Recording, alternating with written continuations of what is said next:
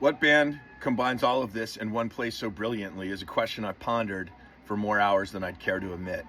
Ultimately, I chose to write a book, Play All Night, Duane Allman and the Journey to Fillmore East, answering that question for myself. I say, flat out, beginning of the book, very first line, before you start reading this, you need to know one thing. I am far from unbiased when it comes to Duane Allman and the Allman Brothers Band. Here's a little more from the Book of Duane. If the Allman Brothers Band music was incredibly interesting and genuinely unique to me, the band's history opened up an entirely different way for me to understand it. It fascinated me then, still does. Duane Allman looms large throughout. His single-minded pursuit of music, his openness to the ideas of his bandmates, his band's virtuosity, his loyalty to the South and its musical influences, the supporters he picked up along the way, and the families who loved them, and the family he and his bandmates created together. My initial goal was to understand Duane Allman's influence on American music. I find the Allman Brothers Band unique, a very special musical brew of disparate influences distilled into something distinct. I find the Allman Brothers Band unique.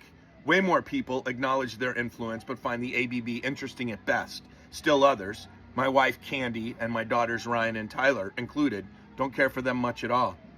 Proving something is unique is simply impossible. Instead, I wrote a book on how At Fillmore East demonstrated Duane Allman's musical vision. It was not a live album by the Allman Brothers Band, but instead the next Allman Brothers Band album recorded live. The distinction was important in helping me understand the album as more than a concert document, but as an artistic statement. At Fillmore East was the band's third album. It was their breakthrough. Without it, Duane's career might have been a mere what if. Duane is remembered because of At Fillmore East and the success of the Allman Brothers Band after his death. Here's my take on that story. Vitamin ABB, Duane Allman, At Fillmore East. Trust me, I'm a doctor. I say flat out, I am completely biased about this band. I know it. And the hardest thing for me to do in doing the research or doing the final writing was to scrub out any last little bit of pure fanboy.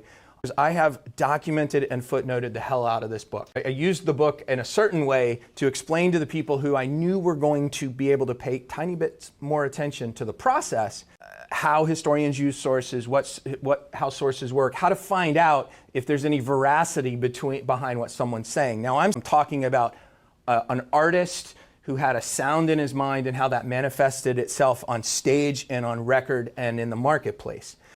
Long live the Allman Brothers Band.